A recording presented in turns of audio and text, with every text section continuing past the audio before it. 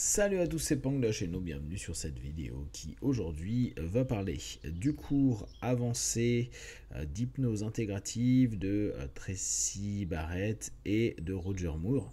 Pour ceux qui avaient suivi en début d'année, j'avais suivi un cours sur plusieurs semaines de ces deux instructeurs-là en hypnose médicale. L'objectif pour moi est toujours le même, c'est-à-dire construire un maximum de connaissances et de pratiques sur l'hypnose médicale. Seulement, pour moi, l'hypnose médicale doit rester dans le monde médical, c'est-à-dire pour les médecins, avec la façon qu'ils ont de traiter les patients, leurs patients et dans les contextes qui les intéressent. Et nous, praticiens, nous avons souvent des retours de leurs patients qui deviennent pour nous donc des consultants, des partenaires ou des clients qui veulent, en plus de leur traitement médical, un complément avec l'hypnose qui offre parfois du confort, parfois un mieux-être, parfois une autonomie, c'est-à-dire un apprentissage au travers de l'auto-hypnose ou l'activation de certains ancrages qui leur permettront à un moment donné de se sentir mieux, soit pendant leur problématique, leur maladie, soit pendant certaines périodes où il va y avoir des traitements qui sont compliqués. En l'occurrence, sur ce cours numéro 1, qui se divise un peu différemment de ce qu'ils avaient proposé en début d'année. Là, on a seulement 1 heure d'échange sur des thèmes où ils apportent des réflexions et des techniques, en tout cas des façons de travailler complémentaires à ce qu'ils avaient proposé la première fois. Là, on était sur le thème du cancer. Je trouvais que c'était intéressant pendant cette heure-là. Ils ont proposé justement un complément qu'on peut proposer nous-mêmes à des consultants. Et le premier, c'est le travail sur la peur de mourir. Parce qu'il est vrai, quand on a des maladies lourdes, et en l'occurrence des cancers, à différents stades, à différents âges, etc., qu'il y a possiblement cette notion de mort. C'est une maladie qui est mortelle. Donc, bien sûr qu'il y a des traitements qui marchent de mieux en mieux, bien sûr qu'il y a plein de personnes qui s'en sortent. Seulement, c'est complètement normal d'avoir ce sentiment de se dire c'est peut-être fini pour moi, je vais peut-être pas pouvoir continuer à voir ma famille, mes amis, etc., etc.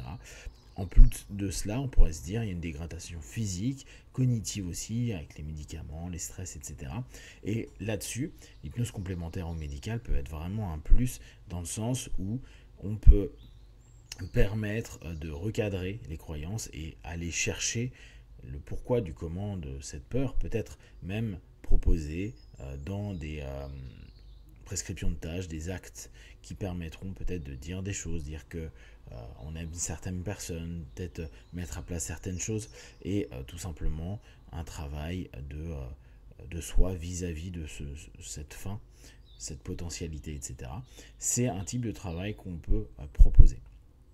Deuxième chose qui a été vue et que j'ai trouvé aussi assez intéressant, là c'est notamment dans les traitements. Alors vous savez bien que les personnes qui vont venir et qui ont des cancers, c'est très souvent pour la notion physique qui va y avoir avec de la chimio, de la radio, donc limiter les brûlures, limiter les effets secondaires, les vomissements, les malaises, les malaises qui peut y avoir au travers de ces traitements-là.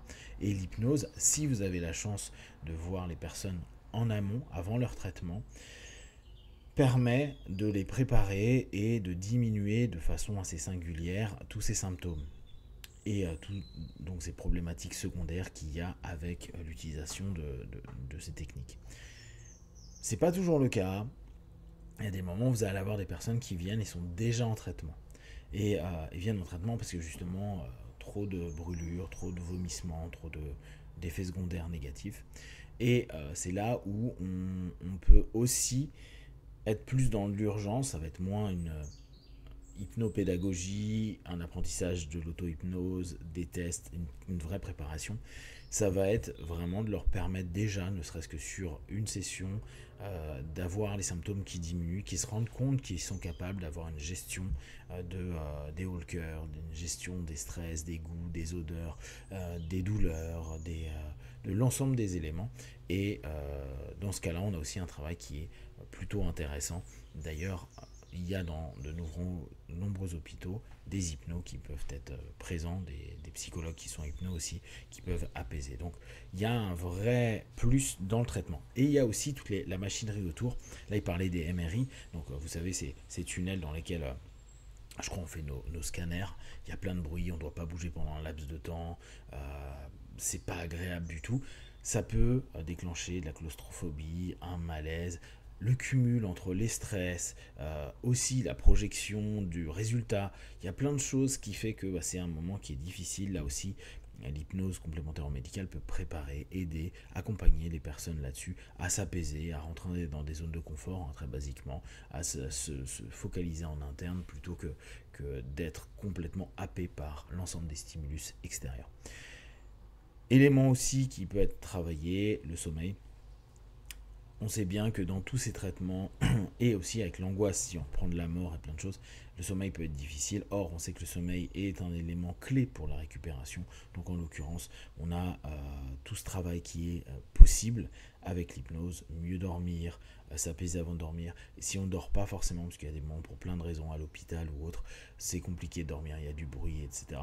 Au moins se mettre en transe, apprendre cette notion-là d'être en transe pour avoir de la récup, un maximum de récupération possible et se sentir à minima mieux.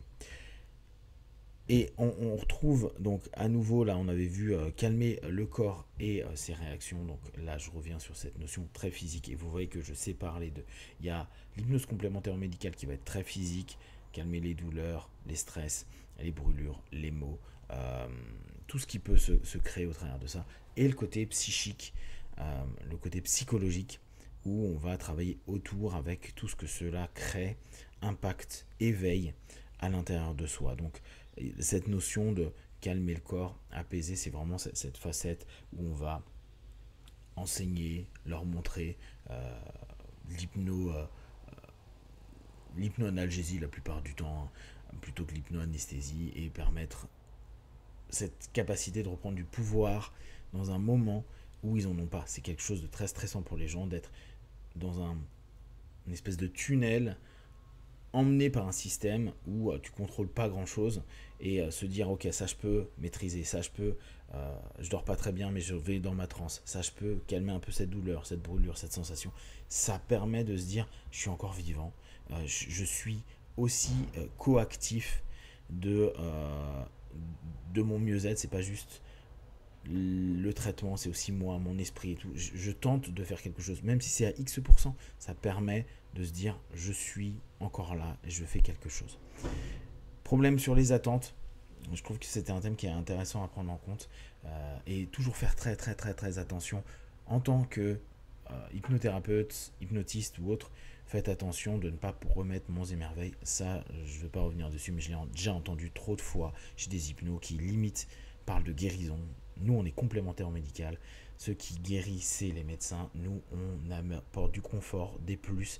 On amplifie des éléments qui sont positifs pour les gens. On ne parle pas de guérison. C'est pas notre job. Attention à ces expectations, à ces attentes excessives qui peuvent en plus faire que vous seriez dans l'exercice illégal de la médecine.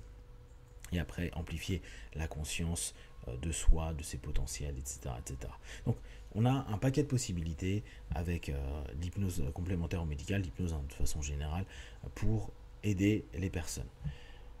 Pour résumer et pour vous le refaire rapidement, on peut se dire que l'hypnose va avoir un aspect psychologique qui va permettre de se préparer à l'ensemble des différentes actions qui vont être menées, des traitements qui vont être vécus, et préparer physiquement et psychiquement à moins ressentir, mieux contrôler, mieux maîtriser pour avoir moins de haut le cœur, moins de brûlure, moins de douleur, etc., etc. Il va y avoir un aspect qui va vraiment être dans cette préparation, qui va être psychique, puis qui va impacter l'aspect physique. On va avoir cette notion où notre système hypnotique permet de toucher à la fois le corps et l'esprit pour que chacun puisse se sentir au mieux et se préparer à tout ce qui va se passer, que ce soit au travers des outils, c'est-à-dire le MRI par exemple, et aussi l'état d'esprit par rapport à soi-même dans cette dynamique-là. Si vous avez des questions et des remarques, partagez sur Facebook, YouTube, j'y répondrai le plus rapidement possible.